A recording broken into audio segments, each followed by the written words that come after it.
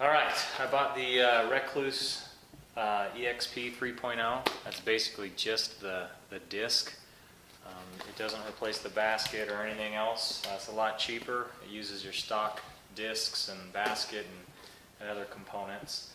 The first thing you want to do, it's really actually simple. The first thing you want to do is lay your bike down on the side like this. That allows you to work on it without draining the oil in it, which saves you some time and some headache. Just turn the fuel off, of course, and you want to catch some of the fuel that will spill out of those. This is what comes in that box. That basically replaces, I think it's 3 of your clutch discs, and it acts as like a centrifugal force that will engage as your clutch spins with your engine RPMs. Inside the box are these different springs. You want to use those instead of the factory ones. Everything else, you use the same components except for those springs. You also have the option to fine tune it, which I'm doing now. I've already replaced it. I wanted it on a lower engagement, so I took out the red ones, red springs, and I put in all the silver ones, which will engage the clutch quicker, and those are my factory stock springs that were in there. Okay, so I took off the cover here, the housing, just 8mm bolts. There's just 5 of them. There's one down there, really simple. And this clutch ring is more narrow than the others.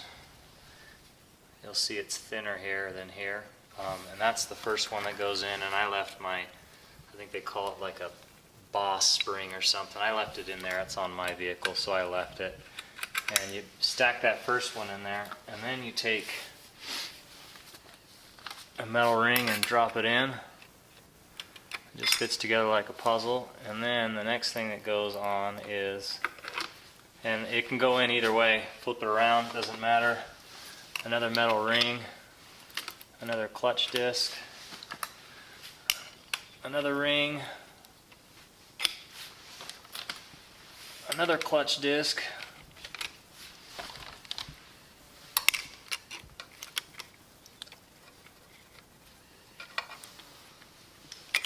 ring, disc, ring, and then top it off with a disc. In the box you get some pretty decent instructions here, and I was just making sure I had the configuration correct, and I did. You start with the thin disc, you end with a disc on top, as you see here. In between you have stacked the steel drives. And when you use your stock, when you just use the EXP version of this Rekluse, you don't use 3 discs or 2 plates. I took the ones that were a little bit overheated and burned out, and just used the ones that looked like they were in better shape.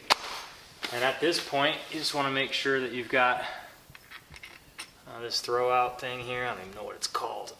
Make sure that's in there and seated properly. And then you start building it back together.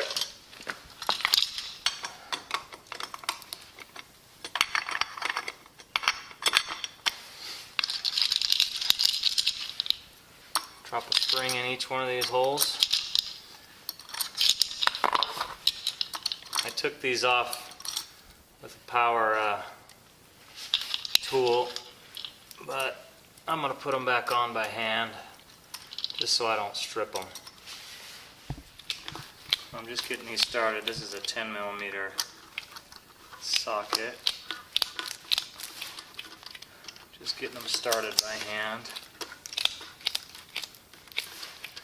Once I know I've got them started and won't strip, I'll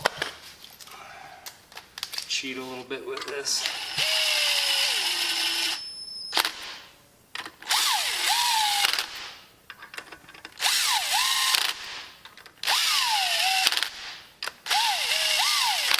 And then I'll torque those to specs. This is a 2005 CRF 250X, and I'll have to look up the specs and get those torqued right.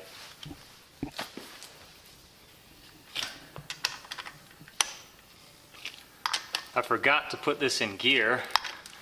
And you go to torque these down, it just wants to spin. So you can pull on the brake and make sure you get those torqued down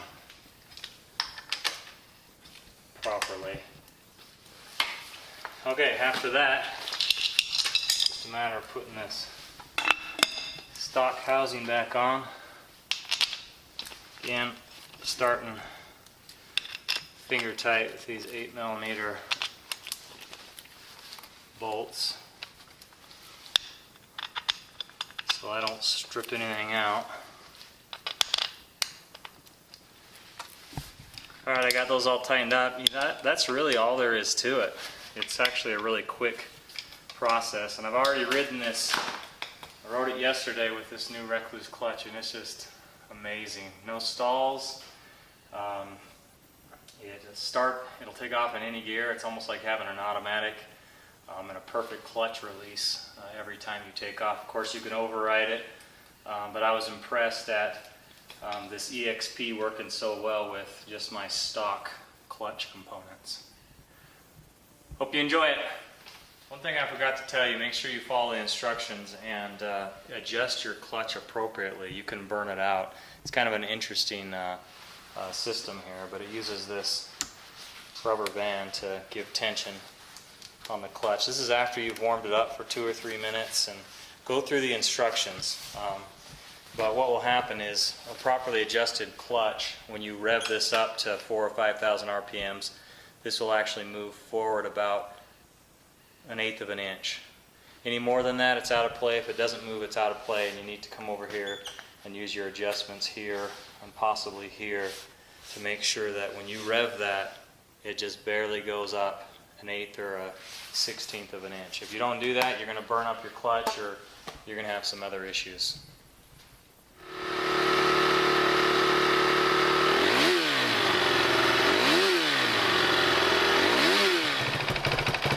This is in first gear right now. As I give it gas,